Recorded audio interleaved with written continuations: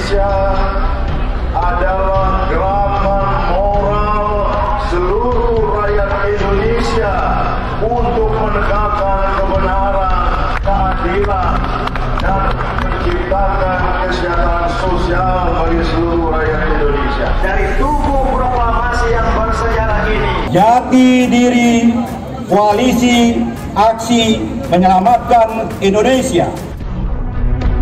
Deklarasi kami Jawa Barat.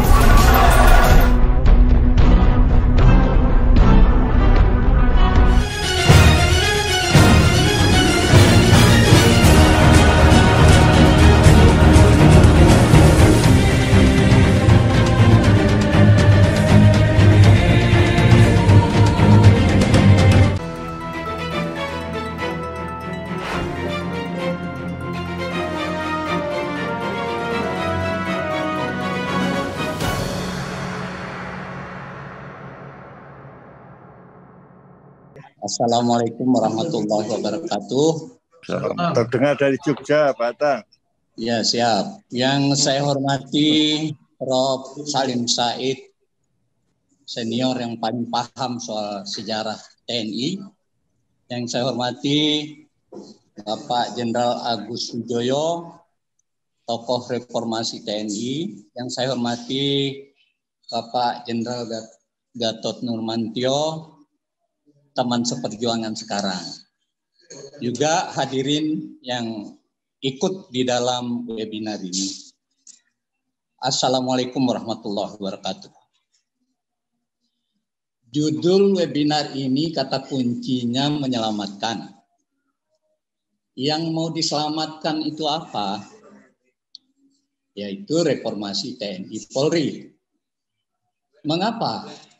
Karena mungkin sebagian tokoh dan masyarakat merasa ada masalah, ada sesuatu masalah. Apa masalahnya?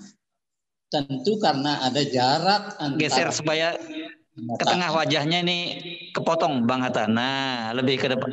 Iya, itu lebih clear, lebih bertanggung jawab. Jadi apa masalahnya?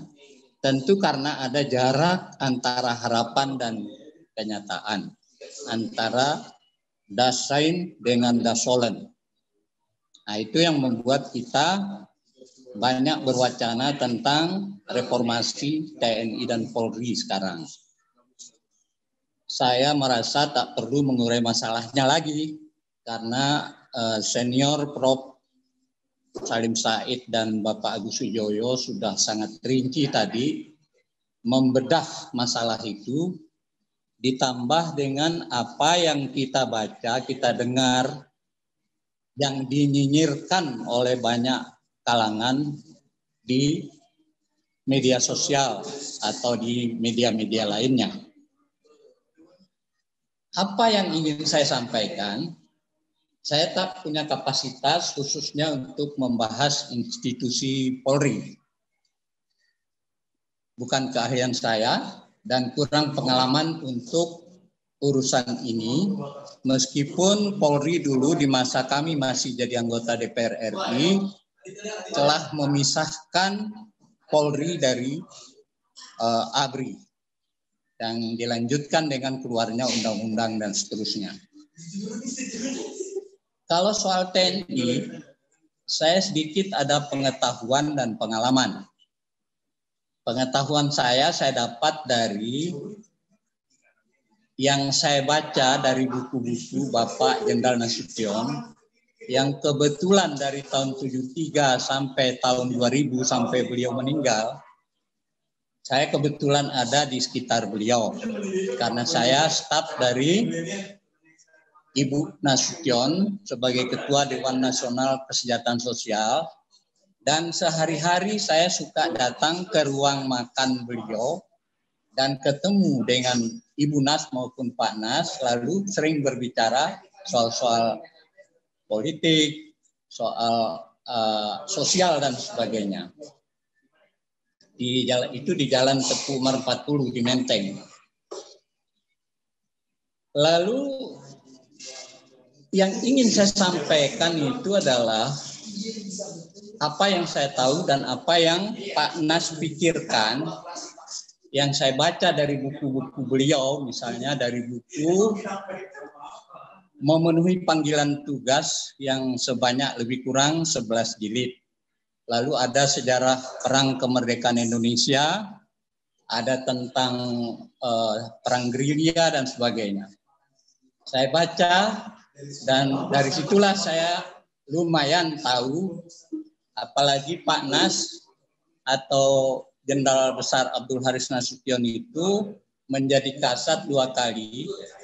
Kasat yang pertama sejak tahun 1950 sampai dengan 1952. Terjadi peristiwa 17 Oktober, beliau berhenti sebagai kasat.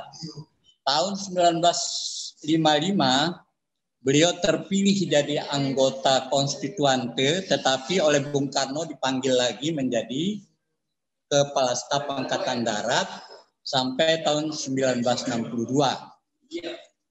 Nah, saya hanya ingin menyampaikan hal-hal yang pokok saja yang saya baca dari pikiran Pak Nas tentang TNI. Dan itu meskipun pikiran itu disampaikan di era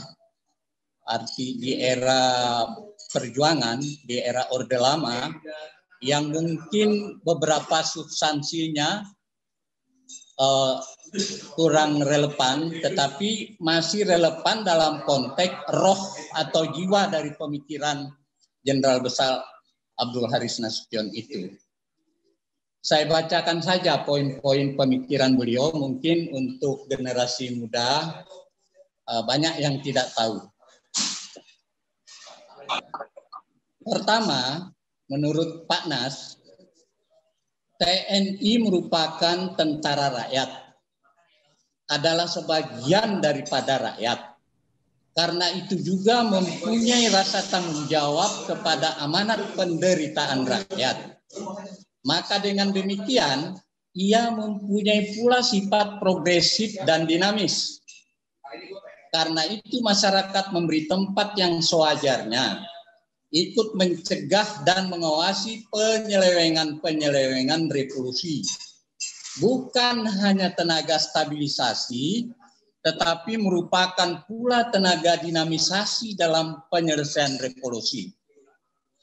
Yang kedua, TNI adalah tentara dari rakyat dan untuk rakyat yang akan tetap menjadi satu karena ikatan darah. Hubungannya sebagai ikan dengan air. Tentara yang tidak mendapat kepercayaan, tidak mendapat bantuan dari rakyat, sama dengan ikan yang terbuang dari air. Persatuan rakyat dan tentara adalah unsur utama yang hakiki dari negara dan angkatan perang kita dan menjadi sumber kekuatan TNI yang membuat TNI tidak dapat dikalahkan. 3. Dari sifatnya sebagai badan dan alat perjuangan, memberikan ciri khusus kepada TNI sebagai pejuang, sebagai unsur yang lebih menonjol daripada sebagai alat negara. Yang keempat, sebagai modal nasional, jelas ditegaskan oleh almarhum Panglima Besar Jenderal Sudirman bahwa TNI adalah satu-satunya hak milik nasional RI yang masih utuh, tidak berubah-ubah meskipun menghadapi segala macam soal dan perubahan. Jadi, dalam tubuh TNI diintegrasikan sifat keprajuritan, kenasionalan, kerakyatan, dan kerevolusioneran. Daripadanya lah terbentuk watak TNI bahwa ia bukan prajurit sewaan. Ia menjaga dan mempertahankan keluhuran, kehormatan, serta martabat bangsa dan negara, bukan karena nafsu kebendaan, tetapi didorong oleh keinsapan bahwa jiwanya dalam mengabdi kepada Ibu Pertiwi. TNI insaf, percaya dan yakin bahwa kemerdekaan bangsa dan negara yang dicapai dan didirikan di atas timbunan korban harta benda dan jiwa raga dari rakyat dan bangsa hanya dapat dilenyapkan oleh Tuhan dan tidak boleh oleh manusia atau bangsa manapun. Itu saya kutip dari buku Memenuhi Panggilan Tugas jilid 5 halaman 202.